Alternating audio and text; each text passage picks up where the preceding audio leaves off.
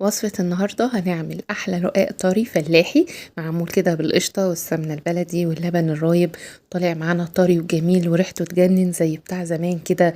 أكيد كلكم فاكرينه وبتحبوه. تعالوا بقى هنعمله بكل سهولة من غير فرن ومن غير حوارات كتير، وهيطلع معانا بنفس الطعم والشكل الجميل بتاع زمان. يلا نبدأ، بس قبل ما نبدأ ما تنسوش تعملوا لايك للفيديو وشير لو عجبكم. المقادير بتاعتنا بقى: معايا كيلو من الدقيق، هيحتاج كوبايتين ونص من اللبن الرايب، معاهم كوباية الا ربع من القشطة، معاهم نص كوباية من السمنة. ممكن نقلل القشطة وممكن نزود السمنة، ممكن نزود السمنة ممكن نقلل القشطة، حسب المتاح وحسب ما نحب.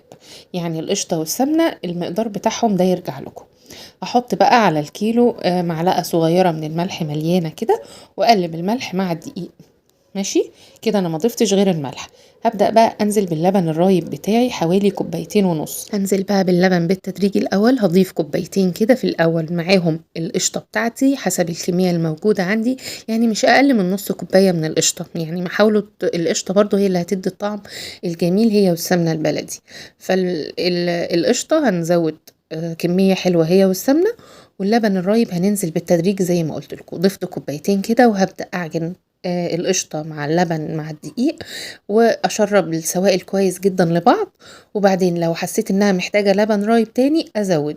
خلاص بقت تمام ومظبوطة، انزل بقى بالسمنة بتاعتي تكون طرية وبدرجة حرارة الغرفة عشان تدينا نتيجة كويسة وانا بعجن. ويفضل ان السمنة تكون بلدي، لو متاحة عندنا مش متاحة هنستعمل سمنة عادية، بس الاحلى ان تكون سمنة بلدي عشان تدينا الطعم والريحة بتاعت زمان كده.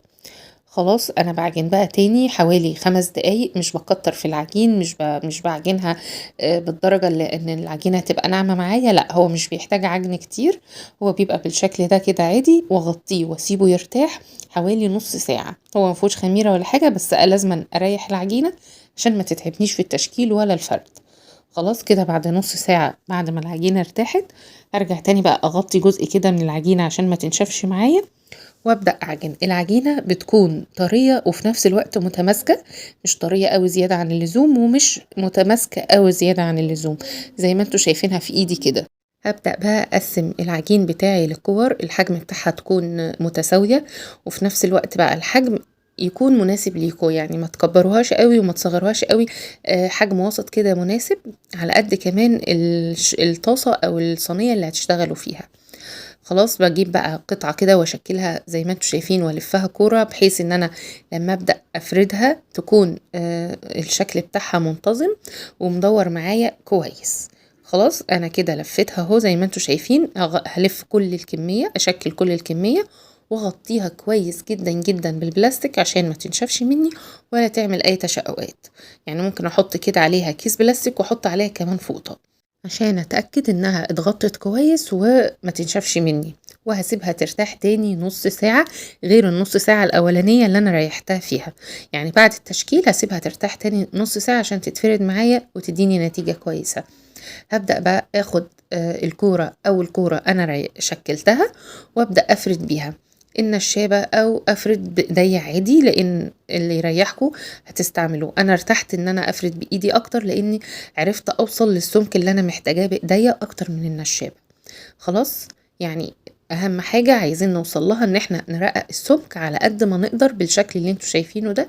يعني اقول لكم ايه، اقل من السنتي. يعني المهم ان احنا نرققه على قد ما نقدر، لان احنا بعد ما بيستوي شوية تلاقيه آه، زاد حاجة بسيطة. فحاولوا ترققوا على قد ما تقدروا. واللي هنشكلها هنسويها على طول، مش هنرجع نريحها تاني ولا حاجة. لا انت بتفردي الرغيف او الرقاقة وبترجعي على طول تسويها. انا بس في البداية فردت 2 أو 3 بحيث ان انا ايدي البوتاجاز وابدأ اسوي على طول وانا بفرد. يعني انت دلوقتي بتقفي تفردي في الرقاقة ومشغلة البوتاجاز جنبك بتسوي على طول. ففي الاول كده هتفردي رقاقتين او 3 عشان يبقوا جاهزين معاكي وانت بتسويهم، وفي نفس الوقت بتسوي على طول. خلاص انا فردت بالشكل اللي انتوا شايفينه كده الرقاق. على قد ما بقدر بتضغطي على الاطراف ومن النص الاول وبتطلعي على بره، بحيث ان انت تساوي كل الرقاقه تبقى بحجم واحد، مش ناحيه تخينه ومش ناحيه رفيعه، والمكان كده يبقى مش متساوي. لا عايزاكي تساوي الرقاقه كلها بحجم واحد.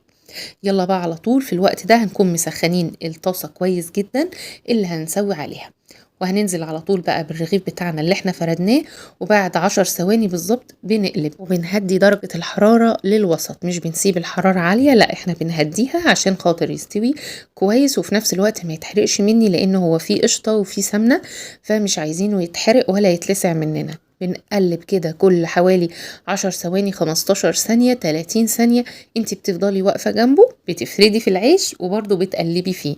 تمام، يعني مش بتسيبيه وتمشي، وفي نفس الوقت او حد معاكي بقى يساعدك، يعني حد يفرد وحد يسوي. بس زي ما انتوا شايفين كده كل 15 ثانية بقلبه لحد ما اللون يبقى مظبوط، ومش بسيبه كتير على النار عشان ما ينشفش، يعني هياخد معاكي حوالي دقيقتين 3 بالكتير قوي. بتقلبيه كده كل 15 ثانية، ويبقى بالشكل ده، وتقدري تفرديه بايديكي وتظبطي شكله على النار زي ما انتوا شايفين برضو كده عشان يبقى مدور مظبوط معاكي. خلاص، يعني انا كده حطيته اهو، اول ما يبدأ يطلع الفقاقيع دي بقلبه، وبفضل بقى اقلب فيه حوالي دقيقتين 3 لحد ما يستوي معايا ويبقى ريحته طالعه جميله كده، وفي التحميره المظبوطه دي، وفي نفس الوقت مش عايزين نهدي النار قوي عشان ما ينشفش منك، النار تكون في البداية عالية، وبعد كده بنهديها للوسط عشان خاطر يستوي معايا وفي نفس الوقت ما ينشفش. النار لو انتي هديتيها هينشف معاكي ويبقى مقدد كده ومش طري زي ما احنا عايزين.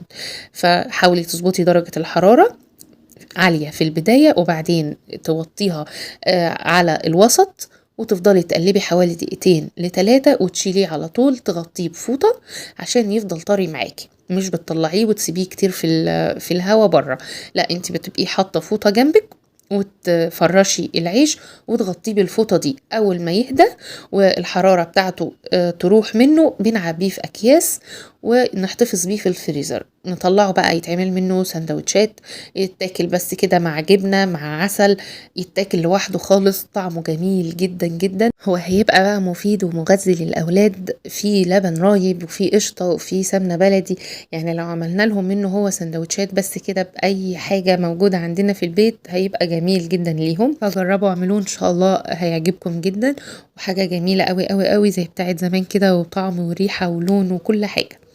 يلا بقى اشوفكم على خير يا رب. لو الفيديو عجبكم ما تنسوش تعملوا له لايك وشير، وتكتبوا لي رأيكم في الكومنتات تحت، واشوفكم على خير يا رب، والسلام عليكم ورحمة الله.